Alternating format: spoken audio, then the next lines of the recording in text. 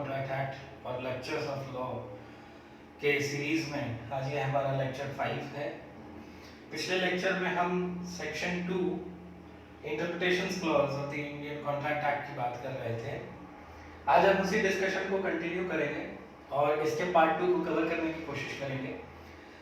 एक बहुत इंपॉर्टेंट बात है जो मैं आप सबके साथ शेयर करना चाहता हूं और वो ये है कि लर्न द लॉ चैनल की शुरुआत हमने इस उद्देश्य से की कि समय का बंधन न रहे, क्योंकि लॉ में कई ऐसे सब्जेक्ट्स हैं, कई ऐसे कॉन्सेप्ट्स हैं जो बहुत ही इंटरलिंक्ड हैं, बहुत ही कॉम्प्लेक्स हैं और उनमें प्रोसीजरल रिक्वायरमेंट या अंडरस्टैंडिंग ऑफ द प्रोसीजर की बहुत ज़्यादा ज़रूरत है। इसलिए हमने समय के बंधन को तोड़ने के लिए, चूंकि YouTube पर भी वीडियोस काफ़ी लंबी हो जाती हैं और आपकी भी अपनी समय की बाध्यता है, तो उन सभी चीज़ों को एक समावेशी रूप में संकलित करते हुए to integrate all the things together हमने ये डिसाइड किया है कि हम जितना स्लो पेस हो सकेगा उतना चलेंगे, ताकि आप आराम से एक एक कंसेप्ट को बिना किसी प्रेशर के, बिना किसी कंपल्शन के बहुत ही अच्छे तरीके से सीख सकें। इसीलिए सेक्शन 2 पार्ट 2 आज हम स्टार्ट कर रहे हैं और यदि आवश्यक होगा तो हम जरूर इसको भी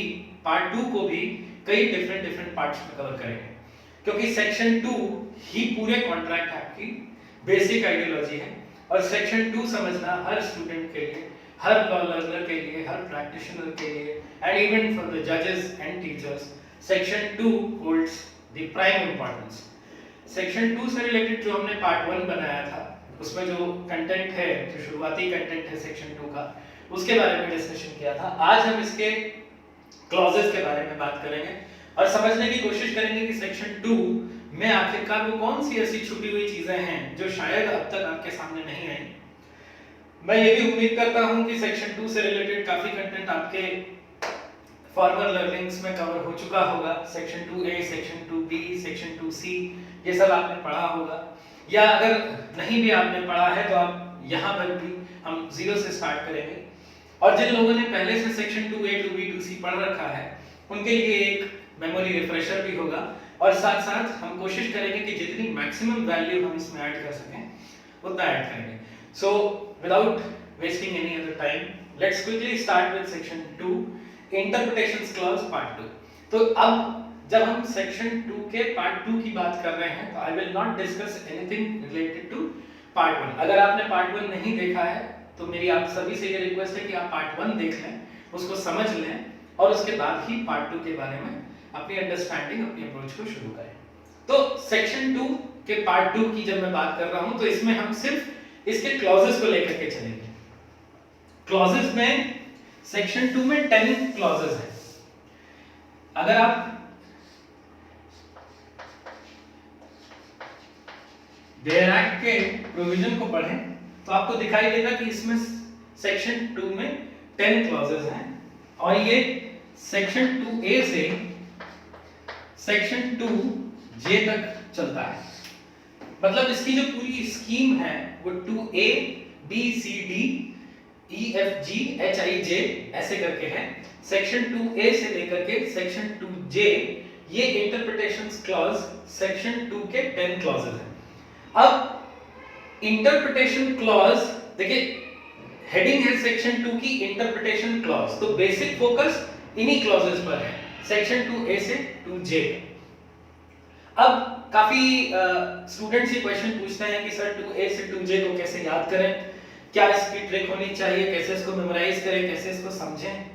देखिए, सभी लर्नर्स के लिए मेरा एक ही लेसन है कि किसी भी लॉ को आप उसकी स्पिरिट से अगर याद करेंगे तो वो बड़ी आसानी से आपकी मेमोरी में चला जाएगा। अगर आप उसको सिर्फ वर्ड्स के हिसाब से क्रैम करने की कोशिश करेंगे तो शायद वो आपकी मेमोरी में बहुत ज्यादा समय तक ना रह पाए, क्योंकि हर एक प्रोविजन की लॉ में अपनी एक फंक्शनल डायनामिक्स है और इसमें 2A, 2B अपने आप में बहुत बड़े-बड़े कंसेप्चुअल रिजर्वायर्स हैं। जैसे ही हम डिस्कशन में आगे बढ़ेंगे आपको इनके बारे में और इंफॉर्मेशन मिलेगी। तो सबसे पहले ऐसा करते हैं कि 2A से 2J के बीच के जो ये 10 क्लॉजेस हैं इनको कुछ इंटरेस्टिंग तरीके से डिवाइड कर लेते हैं कि हम इनको कैसे पढ़ सकेंगे। तो डिवाइड करने के लिए मैं इसको 3 पार्ट्स में डिवाइड करता हूं। सेक्शन 2A से लेकर के सेक्शन 2J के सारे क्लॉजेस को हम 3 पार्ट्स में डिवाइड करेंगे। देखिए, सबसे पहला मैं इसको हेडिंग देना चाहता हूं पार्ट्स ऑफ एन एग्रीमेंट। मैं ऐसा क्यों कह रहा हूं, मैं इसके रेशनल भी आपको बताऊंगा। ये मेरे हिसाब से सेक्शन 2A से सेक्शन 2D तक चलना चाहिए and this is very important. ऐसा क्यों मैं कर रहा हूं, उसका लॉजिक आपको अभी मैं थोड़ी देर में एक्सप्लेन करूंगा। सबसे पहले हम सिर्फ इसको सेक्शन 2 को जो 2A से 2J तक है उसको हम 3 पार्ट्स में डिवाइड करेंगे।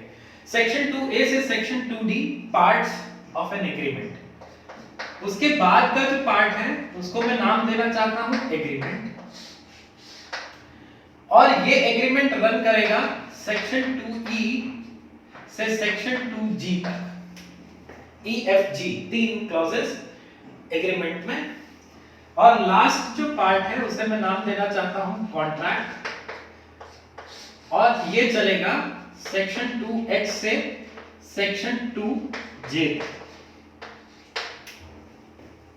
यानी कि 4 क्लॉजेस इसमें, 3 क्लॉजेस इसमें और 3 क्लॉजेस इसमें। तो 4 + 3 7 + 3 10 क्लॉजेस हमें सेक्शन 2 के कवर करने हैं। कॉम्प्रिहेंसिवली कवर करने हैं का मतलब हमें बहुत अच्छे से ये समझना है कि सेक्शन 2 की फिलॉसफी क्या है और सेक्शन 2 को इसके इसी स्थान पर क्यों रखा गया है। तो फर्स्ट पार्ट हमारा होगा parts of an agreement, second होगा एग्रीमेंट एंड थर्ड होगा कॉन्ट्रैक्ट। अब जैसे कि मैंने शुरुआत में कहा कि समय के बंधन को लेकर नहीं चलेंगे, जिस चीज को समझने में जितना समय लगे उतना समय हम उस चीज को देंगे। Every concept should be given a specified amount of time so that it can come to your memory as well as understanding। तो पार्ट 2 को, यानी कि जो हमारी लेक्चर सीरीज है लेक्चर 5, उस लेक्चर 5 में हम पार्ट 2 ऑफ सेक्शन 2 की बात कर रहे हैं, तो हम इसे फिर से डिवाइड करेंगे। This will become part 2A, this will become part 2B and this will become part 2C। ये सिर्फ हम इसलिए कर रहे हैं ताकि आपको एक प्रैग्मेटिक, एक प्रैक्टिकल, एक डिटेल्ड एनालिसिस मिल सके सभी प्रोविजंस की। अब सेक्शन 2 के 10 क्लॉजेस को हमने 3 पार्ट्स में डिवाइड कर दिया। First is parts of an agreement, second is an agreement and third is contract. अब अगर मैं आपको कहूं कि ये मैंने ऐसा क्यों डिवाइड किया है, now I will talk about the logic. ये एक्चुअली स्टेप्स हैं एक कॉन्ट्रैक्ट को बनाए जाने का प्रोसीजर है। देखिए, जिन लोगों को पहले से थोड़ी बहुत अंडरस्टैंडिंग है वो रिलेट कर पाएंगे। कॉन्ट्रैक्ट क्या है? An agreement which is enforceable. Agreement क्या है? जिसमें ये पार्ट्स होंगे। तो ये सब आपस में कनेक्टेड है, दिस इज इंटरलिंक्ड, इसीलिए ये सेक्शन 2 में थॉरोली कॉम्प्रिहेंसिवली कवर्ड है। सबसे पहले पार्ट्स मिलेंगे आपस में, उसके बाद एक एग्रीमेंट बनेगा, और वो एग्रीमेंट जब एनफोर्सेबल हो जाएगा by law, then it will become contract। इस सीरीज में हम इसको पढ़ेंगे, और ये एक कॉन्ट्रैक्ट मेकिंग प्रोसीजर है। सेक्शन 2 कॉन्ट्रैक्ट मेकिंग प्रोसीजर है, लेकिन डायरेक्ट नहीं है, इनडायरेक्ट है। यानी कि ये जो प्रोसीजर है ये इनडायरेक्ट है, और इसीलिए क्योंकि ये इनडायरेक्ट है हमें इसे इंटरप्रेट करने की जरूरत पड़ती है। देखिए, इट इज वेरी इंपॉर्टेंट कि सेक्शन 2 आपसे क्या कह रहा है। सेक्शन 2 कह रहा है इंटरप्रिटेशंस। इंटरप्रिटेशन किस चीज का है? इंटरप्रिटेशन है प्रोसीजर का, क्योंकि वो प्रोसीजर सेक्शन 2 में इनडायरेक्टली एक्सप्लेन किया गया है। इनडायरेक्ट क्या होता है, ये आप जो बेसिक इंग्लिश है उसमें आपने देखा होगा कि there are 2 forms of speech, direct speech and indirect speech. ये इनडायरेक्ट नरेशन है प्रोसीजर का। चूंकि ये इनडायरेक्ट नरेशन है, इसीलिए ये इंटरप्रिटेशन के रूल्स को भी बताता है, या हम ये समझते हैं कि ये इंटरप्रिटेशन के ही रूल्स हैं कि if this process has been followed then the result will be this. So section 2 को हमने, उसके सारे क्लॉजेस को हमने 3 पार्ट्स में डिवाइड कर दिया है। Parts of an agreement, agreement and a contract. तो सबसे पहले पार्ट 2A से आज हम शुरू करेंगे और इस लेक्चर में, लेक्चर 5 में पार्ट 2A की बात करेंगे, यानी कि section 2 clause A two clause D। यहां तक हम पोर्शन इस वीडियो में कवर करते हैं। तो let us quickly start with parts of an agreement. देखिए, for the ease of understanding मैं इसको फिर से रीनेम कर दे रहा हूं, लेक्चर को रीनेम कर दे रहा हूं। This is part 2A of section 2। अब देखिए, इसमें हमने समझ लिया कि इसका टाइटल है parts of an agreement.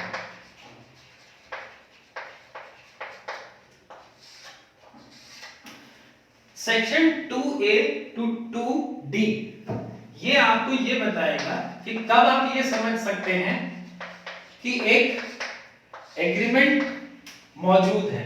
Agreement को आइडेंटिफाई करने का तरीका ये है कि आप उसके पार्ट्स को चेक करें, उसके कंपोनेंट्स को चेक करें। सो अगर आप इसे पार्ट्स को समझें तो ये क्या है, कंपोनेंट्स है। अब प्रिलिमिनरी सेक्शन जो है इंडियन कॉन्ट्रैक्ट एक्ट का, जिसमें सेक्शन 2 भी एक उसका हिस्सा है, वो आपको बेसिक आइडियोलॉजी बता देता है कि एग्रीमेंट के पार्ट्स क्या हैं और इन पार्ट्स को गवर्न करने का। देखिए, यहां पर मैं एक इंपॉर्टेंट पॉइंट बता रहा हूं, इन पार्ट्स को गवर्न करने का तरीका chapters of Indian Contract act में लिखा हुआ है। जो इसके बाद हम शुरू करेंगे, प्रिलिमिनरी के बाद जो शुरू होता है वो है चैप्टर्स। इन कंपोनेंट्स को गवर्न करने का, मैंने आपको पिछले वीडियो में भी बताया था कि इंडियन कॉन्ट्रैक्ट एक्ट एक गवर्निंग लेजिस्लेशन है। और गवर्न क्या करता है, ये गवर्न करता है उन पार्ट्स को जिन पार्ट्स के बारे में इंडियन कॉन्ट्रैक्ट एक्ट में लिखा गया। वो पार्ट्स चैप्टर्स में इंट्रोड्यूस किए गए। उन चैप्टर्स का रिलेशन पूरे सेक्शन 2 से है। यानी कि अगर आपने सेक्शन 2 की एक अच्छी comprehensive procedural practical understanding develop कर ली, तो आपको इसके जो चैप्टर्स हैं उनको रिलेट करने में बहुत कम समय लगेगा। तो section 2A to 2D parts of an agreement की बात करता है।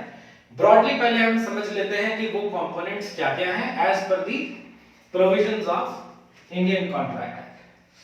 सबसे पहला कंपोनेंट है प्रपोजल। अब काफी बच्चे यहाँ पर पूछते हैं कि प्रपोजल क्या है, ऑफर क्या है, इंग्लिश लॉ क्या है, इंडियन लॉ क्या है। देखिए, सिंपल फिलॉसफी या सिंपल लॉजिक है कि जो वर्ड हमारा लेजिस्लेशन यूज करता है हम भी उसी को यूज करेंगे, because we are living in that territory. हम उस टेरिटरी में रहते हैं जिस टेरिटरी पर ये लेजिस्लेशन अप्लाई होता है। Remember section 1 which is extent। extent में क्या बताता है, वो टेरिटोरियल एक्सटेंट बताता है। तो अगर वो उसने ये बता दिया कि इस टेरिटरी के लिए ये लॉ होगा, तो उस लॉ में जो वर्ड्स यूज हुए हैं हम उन्हीं को यूज करेंगे। हम इंग्लिश लॉ या कंपैरेटिव न्यूजीलैंड लॉ या यूएस लॉ, इनका एग्जांपल्स लेके एक कंपैरेटिव अंडरस्टैंडिंग बना सकते हैं, लेकिन यूज हम इसी वर्ड को करेंगे which is proposal. Proposal section 2A के रूल्स के हिसाब से इंटरप्रेट किया जाता है। अब मैं ये नहीं कह रहा हूं, mark my words, it is not defined in section 2A, but the rules of interpretation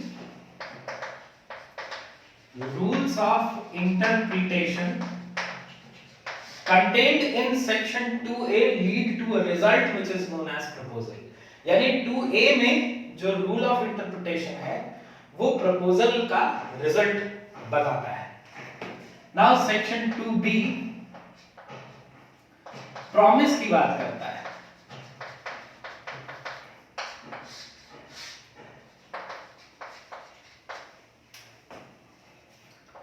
promise की बात करता है। Section 2C promiser and promisee की बात करता है।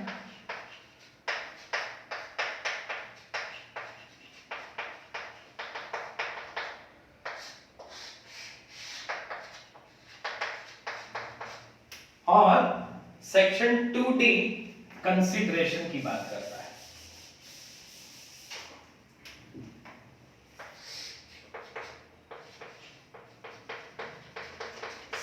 2D talks about consideration. तो आपके लिए बेसिक अंडरस्टैंडिंग यहां पर ये होनी चाहिए कि fundamental components of an agreement क्या है? 4 हैं। सबसे पहला है प्रपोजल, दूसरा है प्रॉमिस, तीसरा है प्रॉमिसर एंड प्रॉमिसी, और चौथा है कंसिडरेशन। नाउ इसमें एक अगर आपको रिलेशन बनाना हो तो कैसे? What is a proposal, how a proposal becomes a promise, who makes the promise and who accepts the promise, and for what the promise is accepted. बस ये एक सिंपल प्रोसीजर है। यहां का जो रिजल्ट, अगर आपने किसी एक एक्ट को या एब्स्टिनेंस को 2A से 2D तक चला दिया तो वो एग्रीमेंट में बदल जाएगा। This is a procedure. अब इस प्रोसीजर को देखिए बड़ा इजीली इसको याद भी रखना है और साथ के साथ इसकी प्रैक्टिकल यूटिलिटी को भी समझना है कि आखिरकार क्यों, why we are supposed to understand what is a proposal, a promise, promiser and promisee, consideration.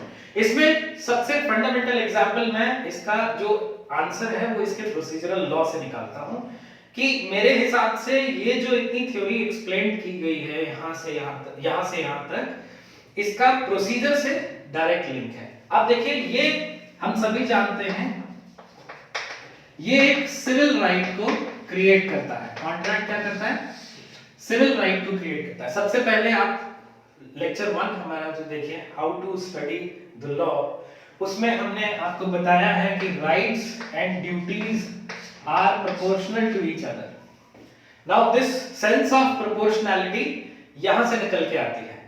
होता क्या है कि जब कोई सिविल राइट क्रिएट होता है, क्योंकि ये प्राइवेट रिलेशन है, लीगल रिलेशन जो है ये प्राइवेट है, इसमें जब एक सिविल राइट क्रिएट होता है तो दूसरे पर एक करस्पॉन्डिंग ड्यूटी क्रिएट होती है। इस राइट्स और ड्यूटीज के बैलेंस की वजह से ये सिविल राइट सिविल कोड्स के जरिए एनफोर्स किया जाता है, क्योंकि आपको राइट के लिए एक करस्पॉन्डिंग रेमेडी चाहिए। उस रेमेडी को मांगने आप कहां जाएंगे? कोर्ट के पास जाएंगे।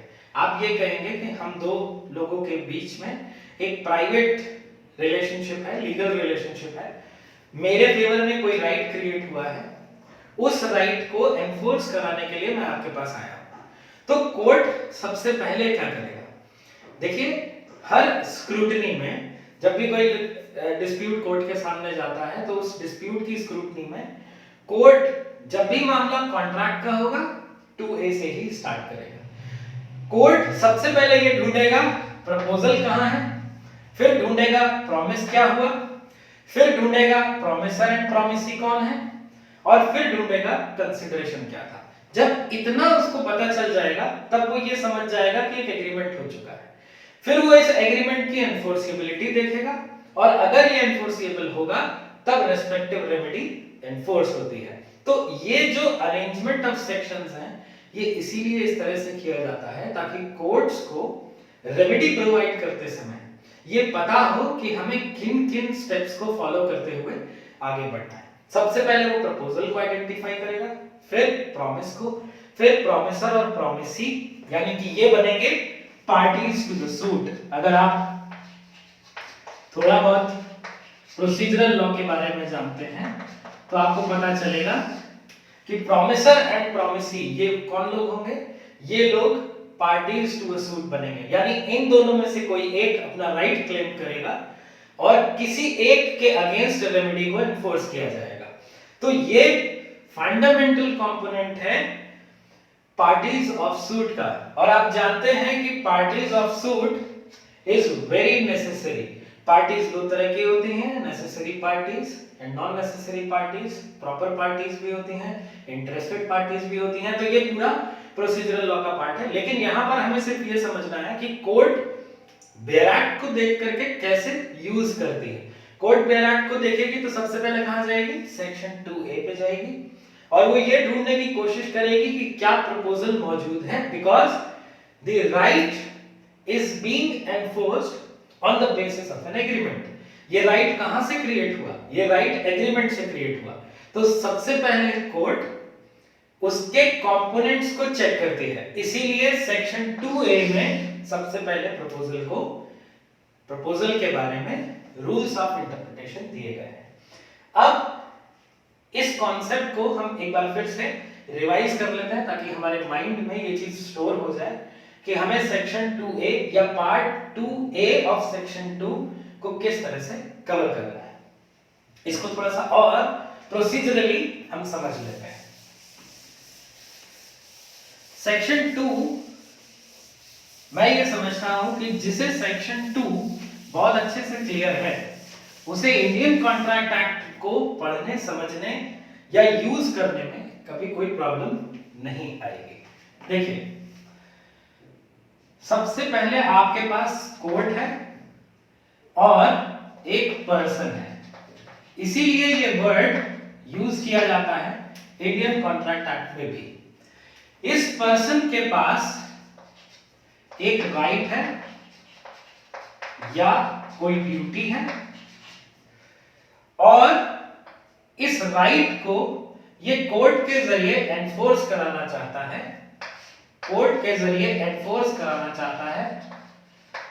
और जिस राइट की बात की जा रही है वो राइट किसी एग्रीमेंट से क्रिएट होता है।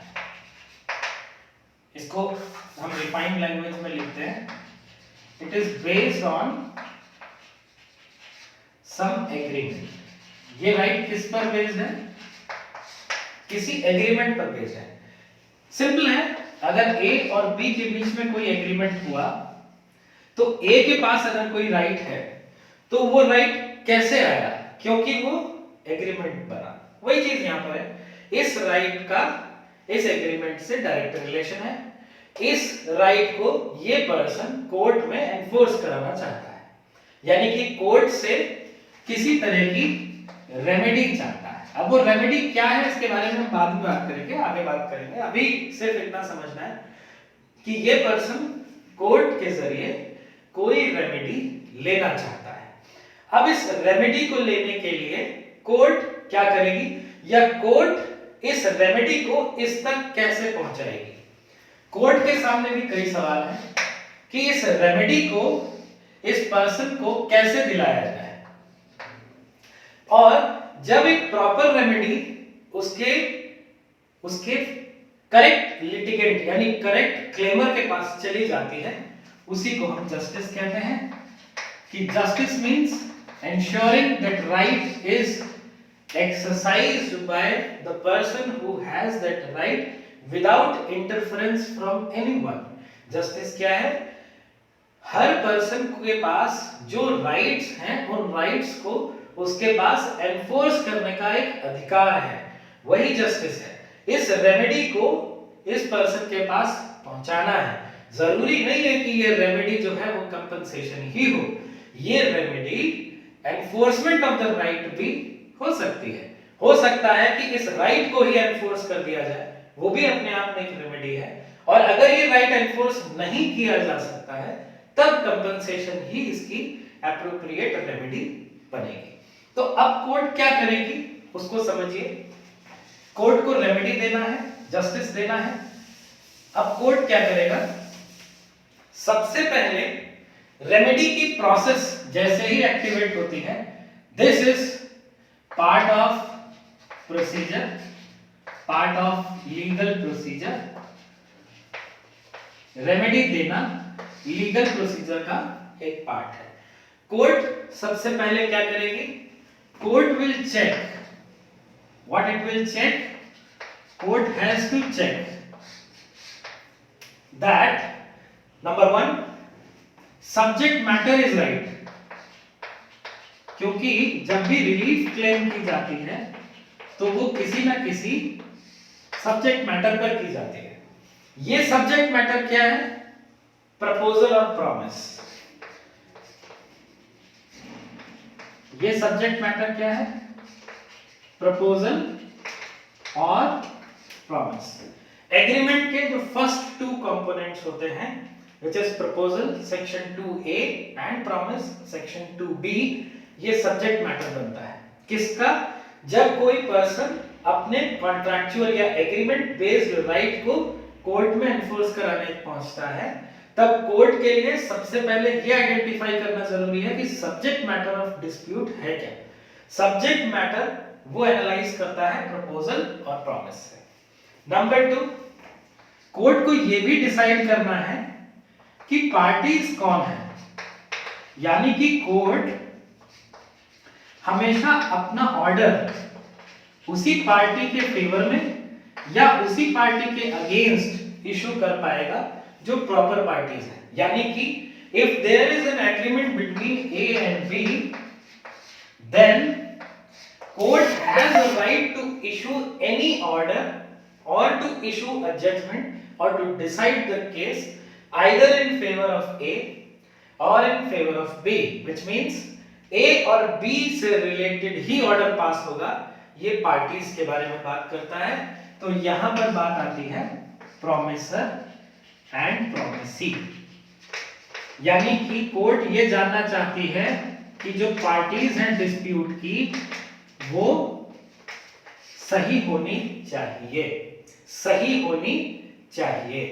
पार्टीज अगर सही नहीं होंगी तब फिर कोर्ट को भी ये आइडेंटिफाई करने में प्रॉब्लम होगी कि जस्टिस या रेमेडी किसके फेवर में एनफोर्स की जाए। अगर ए और बी के बीच में एग्रीमेंट हुआ है और ए का राइट वायलेट होता है तो रेमेडी बी के अगेंस्ट होगी, ए के फेवर में होगी। Similarly if A and B are in an agreement और बी का राइट इन्फ्रिंज होता है तो रेमेडी बी के फेवर में होगी और ए के अगेंस्ट में होगी। सिर्फ इतना ही कॉन्ट्रैक्ट एक्ट का परव्यू है, इसीलिए सेक्शन 2 इज वेरी इंपॉर्टेंट। अब तीसरा पॉइंट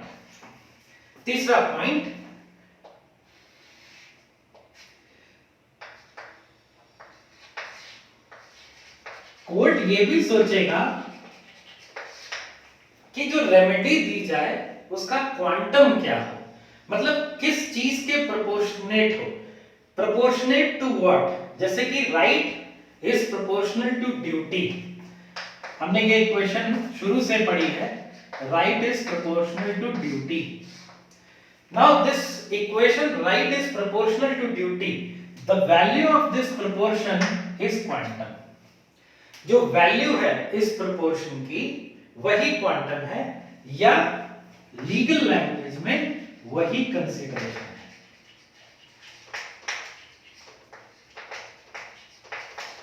ये यानी कि कोर्ट पहली नजर में, in the first instance the court will try to identify three things. First is what is the subject matter of dispute, वहां पर वो सेक्शन 2A और 2B को यूज करेगी।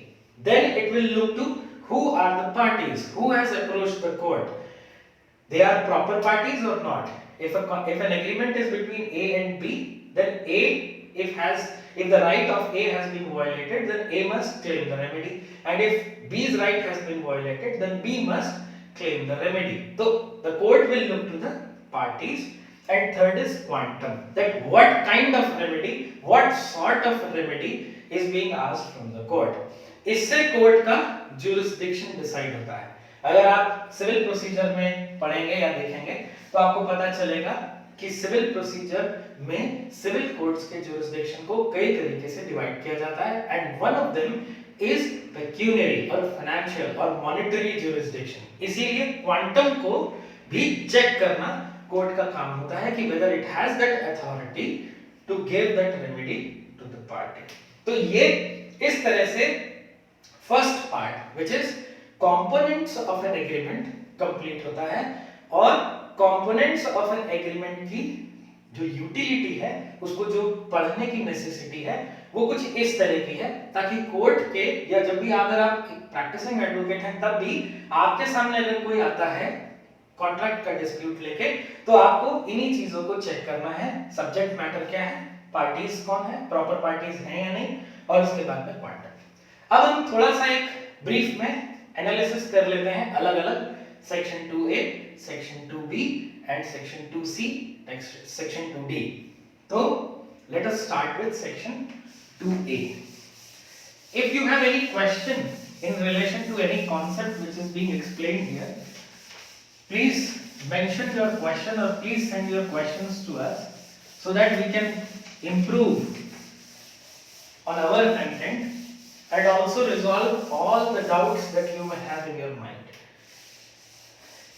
I know that there are many books written on law of contract, but still the practical sense of understanding is to be explained. अब बात करते हैं सेक्शन 2A। अभी मैंने आपको बताया कि सेक्शन 2A में ये बताया गया है कि what is meant by a proposal। मैंने फिर बार-बार वर्ड यूज कर रहा हूँ, पैसिव इंटरप्रिटेशन। आपको ये नहीं बताता how to make a proposal, it will tell you when a proposal is made।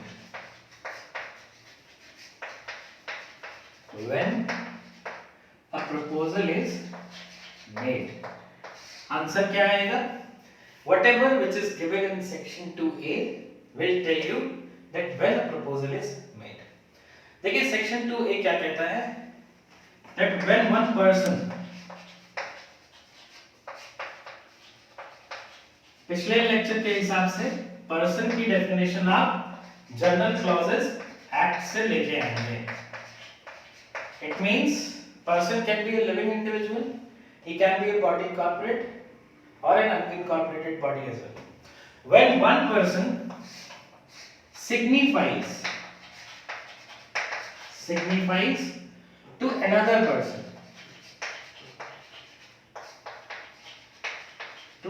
person his willingness to do, whose willingness? His willingness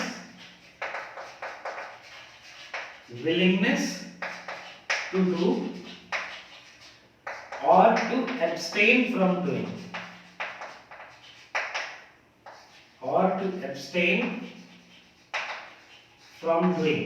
signifies, when one person signifies to another person his willingness to do or to abstain from doing with a view to obtain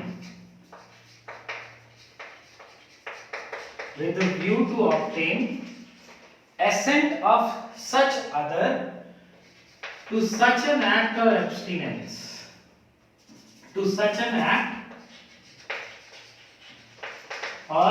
abstinence, he is said to make a proposal। the person is said to make a proposal।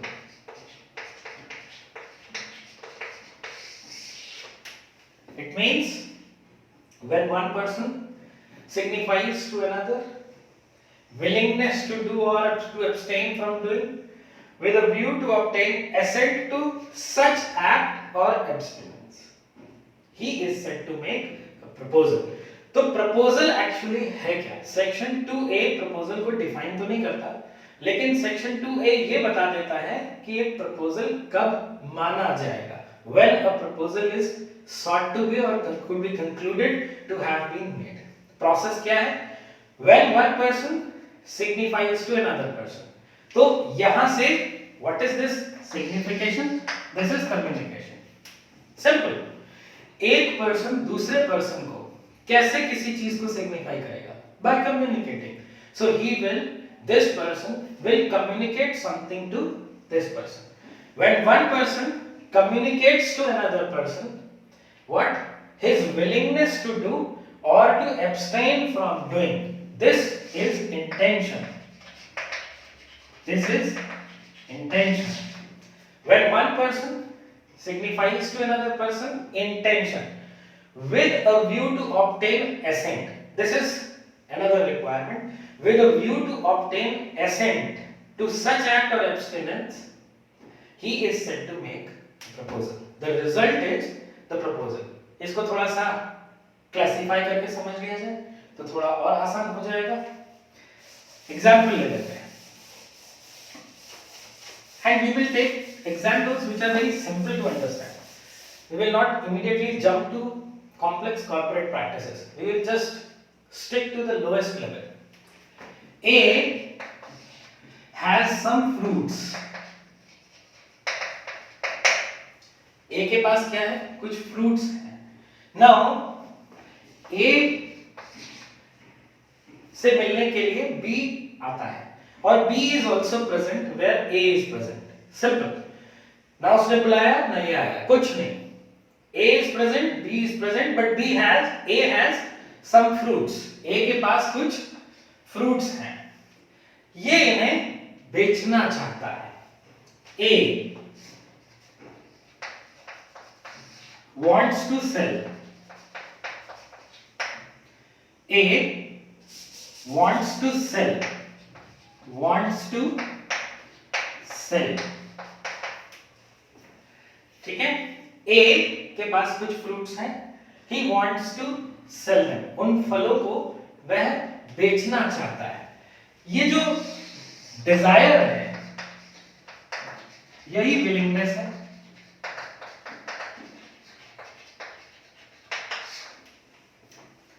A wants to sell fruits. A wants to sell fruits which he has. उसके पास जो फल हैं उन्हें वह बेचना चाहता है. He wants to sell. This want of selling is the desire or willingness. Now, second, sell करने के लिए, किसी भी चीज को बेचने के लिए there must be a buyer. Simple logic. कोई भी चीज तभी बिकेगी जब आप उसको कोई एक प्रोस्पेक्टिव बायर ढूंढेंगे उस चीज के लिए. तो A wants to sell is his willingness. Now to whom it should be sold? तो A has to express that willingness. किसी को कैसे पता चलेगा कि A के पास जो फ्रूट्स हैं वो बेचना चाहता है? तो वो तभी पता चलेगा जब वो अपनी डिजायर या विलिंगनेस को कम्युनिकेट करेगा. कम्युनिकेट करेगा या उसे सिग्निफाई करेगा. तभी तो बी को पता चलेगा कि जो फ्रूट्स ए के पास हैं वो उन्हें बेचना चाहता है. A has some fruits which he wants to sell. This want of selling becomes the desire and desire is nothing but willingness. और इस willingness को communicate करना पड़ेगा to complete this process of selling. अब ये क्या करता है? अपनी willingness को communicate करता है. किसको? B को. A communicates to B that he wants to sell fruits that he has. अब इस पर आप सेक्शन 2A अप्लाई कर लीजिए. ये आपके सामने फैक्ट्स आ गए. अब हम देखते हैं कि कैसे अप्लाई होता है. अगर A अपनी इस इंटेंशन को B को कम्युनिकेट करता है, कौन सी इंटेंशन, कौन सी willingness, that he wants to sell, तो इसका मतलब A किसी ना किसी लॉजिकल इंटरप्रिटेशन से ये समझ रहा है कि B may be the buyer. B may be the buyer. So he communicates his intention of selling to B with an intention. देखिए दो इंटेंशंस हैं उसकी. पहला कि वो बेचना चाहता है और दूसरा कि वो ये चाहता है कि B भी उससे खरीद ले. B should purchase from him. It means B should also become a part of selling procedure. देखिए procedure, simple procedure of selling क्या है? दो पार्ट्स हैं कि एक सेलर होना चाहिए, एक बायर होना चाहिए. फिलहाल तो इतनी ही रिक्वायरमेंट है, फर्स्ट रिक्वायरमेंट. और अभी हम सेक्शन 2A पर ही है, यानी the first one. A wants to sell the fruits he has. A को वह फल बेचने हैं जो उसके पास है. बेचने की मानसिकता उसकी विलिंगनेस है. B से कहता है कि मुझे यह फल बेचने हैं. उसके बाद वो ये पूछता है कि नहीं पूछता है क्या तुम खरीदोगे, कितने में खरीदोगे, ये आगे की बात है. अभी सिर्फ इतना कि A B से ये कहता है कि मुझे फल बेचने हैं और इस इरादे से कहता है कि B वह फल खरीदने के लिए तैयार हो जाए. B should accept to buy. It means he is making a proposal. ये सेक्शन 2 है. अब आप इसमें कितने भी केस लॉज लगाइए, कितना भी इंटरप्रिटेशन लगाइए, आंसर सिंपल यही आएगा. A wants to sell. ये जो want of selling है ये उसकी विलिंगनेस है. जैसे लोग कहते हैं वो तो कपड़े का व्यापारी है, कपड़े का व्यापार करना उसकी विलिंगनेस है। वह तो फलों का व्यापारी है, वह तो सब्जी का व्यापारी है, यह कंपनी तो फूड रिलेटेड प्रोडक्ट्स बनाती है, विलिंगनेस। यह कंपनी तो कार्स बनाती है, विलिंगनेस। हर पर्सन की जो कॉन्ट्रैक्ट में या किसी भी फॉर्म ऑफ एग्रीमेंट में आता है उसकी अपनी कोई विलिंगनेस होनी चाहिए। This is first requirement in the law of contract which is section 2A। जब सेक्शन 2A आपको मिल जाए, यानी कि ऐसे फैक्ट्स आपको मिल जाएं, कितने फैक्ट्स कि A एक पर्सन है, उसे कोई डिजायर है, कोई विलिंगनेस है, और वो उस विलिंगनेस को दूसरे को, किसी और को इस इरादे से कम्युनिकेट करता है कि वो उसे एक्सेप्ट कर ले। यानी कि the person who is making the proposal has two intentions, first his own and the second one is related to the other one। उससे ये चाहता है कि वो उसकी इस इंटेंशन को एक्सेप्ट कर ले और फ्रूट्स अल्टीमेटली उससे खरीद ले। He is said to make a proposal। Clear? बहुत ही इजी है, बहुत ही इजी है इसको समझना। अब सेक्शन 2B की बात करते हैं इसके बाद। क्योंकि एक प्रपोजल कम्युनिकेट कर दिया गया है, प्रपोजल कम्युनिकेट कर दिया गया है, इंटेंशन कम्युनिकेट कर दी गई है, तो अब सामने वाला उसका कुछ ना कुछ तो रिस्पांस देगा। तो A से चला प्रपोजल और B के पास आ गया। सेक्शन 2A यहां पर है, सेक्शन 2B वहां पर है। सेक्शन 2A यहां पर है, सेक्शन 2B यहां पर है। 2B क्या कहता है देखिए, section 2B says when the person to whom the proposal is made signifies his assent thereto, the proposal is said to be accepted। यानी कि कम्युनिकेशन, देखिए this is communication 1, this is communication 1, it is willingness of first party। communication 1 का format क्या है? What is communication 1? Communication 1 is willingness of the first party। Now what B will do? This is communication 2। B has either to accept it or to reject it। B has two options। B has, I am erasing this, please rewind the video। अगर दोबारा rewind करके देख लें अगर इसी चीज को देखना है तो। B के पास अब दो ऑप्शंस हैं। जब उसके पास एक प्रपोजल आता है तो उसके पास दो ऑप्शंस होते हैं। क्या क्या ऑप्शंस होते हैं? या तो वो इस प्रपोजल को एक्सेप्ट करे या फिर इस प्रपोजल को रिजेक्ट करे। यानी कि उसके पास दो ऑप्शंस हैं। One is to accept the proposal, accept the proposal, and the other one is to reject the proposal। Simple। Now 2B talks about both of the situations। 2B interpretation clause क्यों है इसको आप अब थोड़ा और गहराई में समझेंगे। सेक्शन 2B इंटरप्रिटेशन क्लॉज इसलिए है क्योंकि वो ये तो बताता है कि अगर वो एक्सेप्ट करेगा तो क्या होगा, ये भी बताता है कि एक्सेप्ट नहीं करेगा तो क्या होगा। देखिए if he accepts the proposal, अब एक्सेप्ट कैसे करेगा वो proposal? By communicating his consent. देखिए लिखता है section 2B, when the person to whom such a proposal is made gives his assent thereto। किस पर assent दे दे? जिस चीज पर assent मांगी गई है, जिस चीज के लिए assent कम्युनिकेट की गई, जिस चीज के लिए प्रपोजल कम्युनिकेट किया गया है, उसी प्रपोजल पर अगर अपनी एसेंट दे दे यानी उसको एक्सेप्ट कर ले, then a promise is made.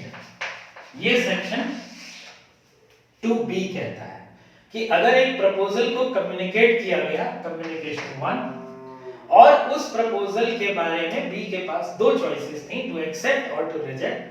अगर उसने एक्सेप्ट को चुना तो he will communicate the acceptance. उस सिचुएशन में ये प्रपोजल प्रॉमिस में कन्वर्ट हो जाता है। Means a proposal once accepted becomes a promise. Promise by whom? Promise by both of them. तो अगर ये सेलर है और वो बायर है, सिंपल है, अगर ये सेलर है और ये बायर है तो प्रॉमिस दोनों पर क्रिएट हो जाता है। ये यहां पर बच्चे थोड़ा सा कंफ्यूज हो जाते हैं, उनको लगता है कि proposal when accepted becomes a promise. So there is just one promise, there is not just one promise, there are two promises. इसने खरीदने का वचन दिया, इसने बेचने का वचन दिया, so there are two promises which are getting created. इसीलिए सेक्शन 2A और सेक्शन 2B एक प्रोसेस की बात है, सिर्फ एक प्रोसेस, प्रपोजल को कम्युनिकेट करना और उस प्रपोजल को एक्सेप्ट करना, सिर्फ इतना सेक्शन 2A और 2B है। तो अगर मैकेनिकली हम इसे थोड़ा सा समझने की कोशिश करें तो कैसे होगा? ऐसे होगा कि सेक्शन 2A में प्रपोजल जाएगा, सेक्शन 2B में वो एक्सेप्ट होगा, राइट? और सेक्शन 2C में जिसने सेक्शन 2A को पहले यूज किया वो प्रॉमिसर बनेगा, और जिसने सेक्शन 2B को यूज किया वो प्रॉमिसी बनेगा। इन दोनों के बीच का रिलेशन प्रॉमिस बनेगा। ऐसे it means section 2A-B-C they are related to each other. Section 2A, 2B and 2C ये तीनों कंपोनेंट्स ऑफ अ प्रपोजल की, कंपोनेंट्स ऑफ एन एग्रीमेंट की बात करते हैं। 2A बताता है what is meant by proposal, 2B बताता है कि what is acceptance of a proposal, और एक्सेप्ट करने के बाद उसको हम एक प्रॉमिस का नाम दे देते हैं। ओके, प्रॉमिस का नाम दे देते हैं। उसके बाद 2C ये बताता है कि जिसने प्रपोजल दिया वो प्रॉमिसर है, जिसने उसे एक्सेप्ट किया वो प्रॉमिसी है। ये स्टेटस ऑफ पार्टीज है। What is this? Status of parties. यानी कि आपको अभी तक देखिए, थोड़ा सा अगर आप पीछे जाएंगे तो ये आपको पता चल गया कि सेक्शन 2C तक आते आते आपको तीन चीजें मिल गई। क्या क्या? Number 1, what is the subject matter, subject matter, and number 2, who are the parties. यहां ये who are the parties. Subject matter मिल गया आपको, प्रपोजल और प्रॉमिस। प्रपोजल प्लस प्रॉमिस क्या बनता है? Subject matter. क्योंकि प्रपोजल की अपने आप में कोई वैलिडिटी नहीं है, प्रपोजल तब तक एनफोर्स नहीं होगा जब तक वो एक्सेप्ट ना हो जाए। तो प्रपोजल को एक्सेप्ट कराया गया, वो प्रॉमिस बन गया, दिस बिकम्स सब्जेक्ट मैटर। किसने दिया, किसने एक्सेप्ट किया, बिकम्स पार्टीज। लास्ट पार्ट जो है वो है consideration, which is quantum of the suit. उसके बारे में एक बार बात कर लेते हैं।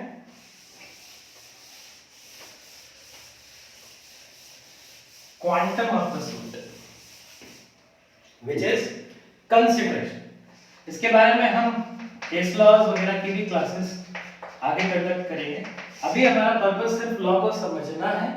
केस लॉज तो किसी भी बुक में आप पढ़ सकते हैं और बहुत जरूरत ज्यादा नहीं पड़ती केस लॉज की। अगर कहीं पे कोई टिपिकल टर्म आ जाए तो ऑब्वियसली आपको उसका मीनिंग कहीं ना कहीं से ढूंढना पड़ेगा, तब केस लॉज की जरूरत पड़ेगी। इस स्टेज तक, यानी जब तक आप किसी चैप्टर पर नहीं है, इंडियन कॉन्ट्रैक्ट एक्ट के किसी चैप्टर पर जब तक आप नहीं है, तब तक आपको केस लॉज की जरूरत नहीं पड़नी चाहिए। Consideration, section 2B। कंसीडरेशन को हम कुछ इस तरह से समझेंगे, when at the desire of the promisor,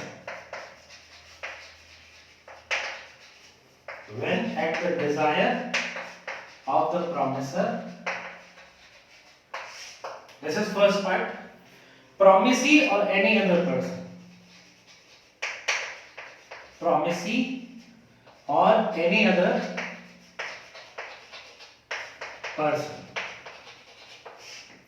देखिए, this is first component, this is second component. When at the desire of promiser, promiser कौन है? सेक्शन 2C पढ़ लीजिए, पता चल जाएगा. promisee कौन है? सेक्शन 2C पढ़ लीजिए, पता चल जाएगा. any other person को फिलहाल छोड़ देते हैं. when at the desire of the promiser, the promisee or any other person does, अब ये इसके पास तीन ऑप्शंस हैं. does or abstains from doing,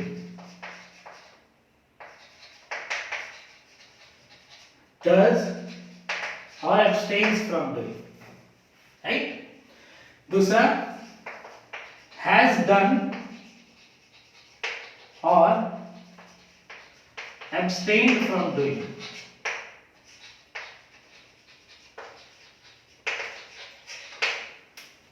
तीसरा promises to do, promises to do or to abstain from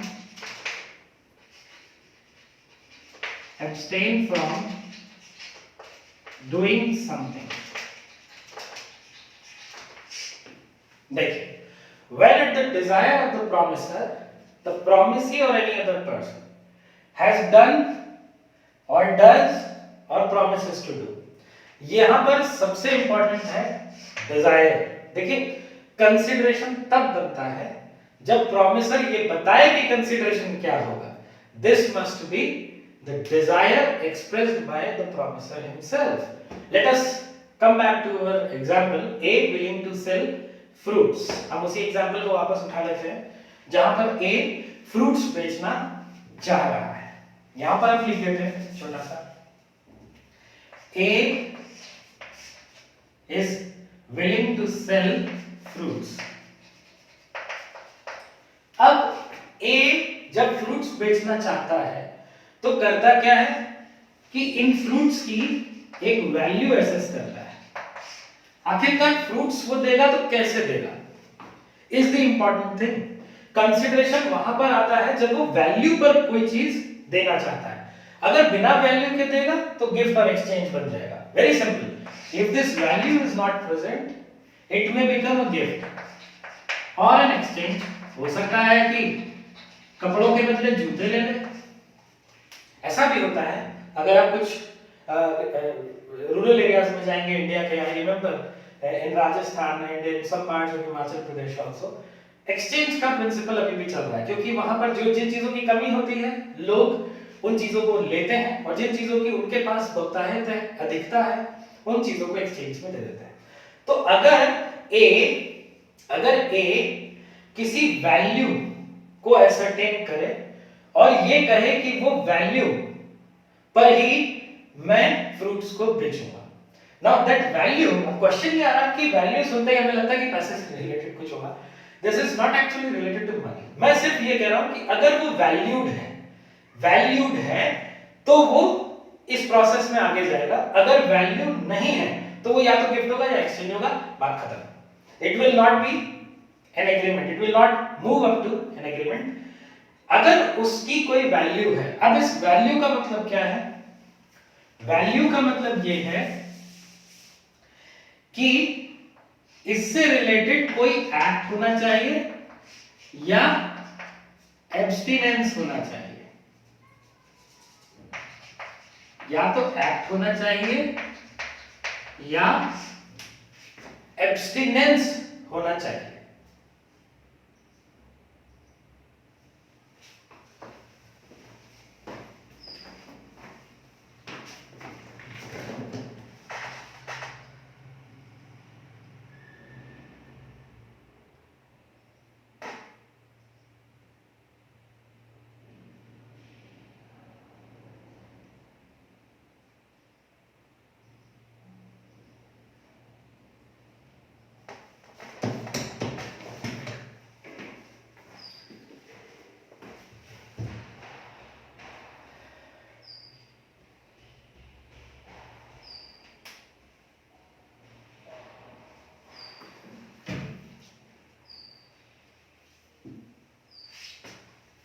yes, मैं क्या कह रहा था? वैल्यू कैसे बनेगी? जब इस वैल्यू को किसी एक्ट या एब्स्टिनेंस में लिंक किया जाए। For example, if I say that I will give you fruits, if you give me ₹10, तो एक्चुअली कंसिडरेशन ₹10 नहीं है, कंसिडरेशन है एक्ट ऑफ पेइंग ₹10। देखिए यहां पर बहुत स्टूडेंट्स कंफ्यूज हो जाते हैं और मैं बार बार उसको इसलिए कह रहा हूं ताकि ये कंसेप्ट आपके माइंड में क्लियर हो। अगर कहीं मनी इन्वॉल्व है तो money is not the consideration, giving money is the consideration, the act of payment is consideration, not the payment itself. लोग ये समझते हैं कि अगर ए ने फ्रूट्स को बेचना है 50 रुपए में तो 50 रुपए will become the consideration. It is not so. 50 rupees is not the consideration. Consideration is payment of 50 rupees, the act of making the payment. और या फिर उसको ये पता हो कि किसी चीज से एब्सटेन करना है, बचना है, किसी चीज को करने से बचना है या किसी चीज को करना है, ये उसकी वैल्यू है। सिंपल। और थोड़ा सा इसको हम रेशनलाइज कर लें कॉन्सेप्ट को क्विकली। क्विकली रेशनलाइज ये करना है, डिजायर क्या होगा? डिजायर होगी वैल्यूएशन। डिजायर तो वो तो है ही है, जो act of the intention of selling है वो तो डिजायर है ही है, उसके साथ साथ वैल्यूएशन भी एक डिजायर है। और वैल्यूएशन किस पर बेस्ड है? एक्ट या एब्स्टिनेंस। और सेक्शन 2D यही कहता है कि if at the desire of the promisor, promisor ही बताएगा कि इस एक्ट को या इस एब्स्टिनेंस को कब करना है, प्लस जब वो ये बता देगा कि इस एक्ट इस एब्स्टिनेंस को कब करना है तो उसकी डिजायर पर ही प्रोमिसी या उससे रिलेटेड कोई भी पर्सन को इस कंसिडरेशन को पे करना होगा। He will tell it is to do और ही हैज डन और he there should be a promise to do, right? It means when at the desire of the promiser, promisee does or has done or promises to do.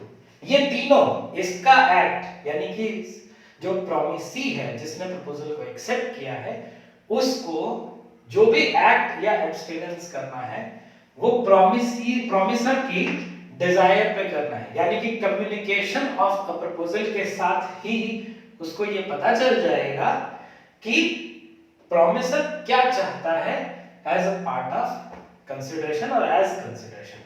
तो consideration भी कहता है it is the value, और वो value क्या है? या तो एक्ट है या एब्स्टिनेंस है। यानी किसी काम को या तो किया जाना है तो भी वो कंसिडरेशन है, नहीं किया जाना है या करने से बचना है तो भी वो कंसिडरेशन है।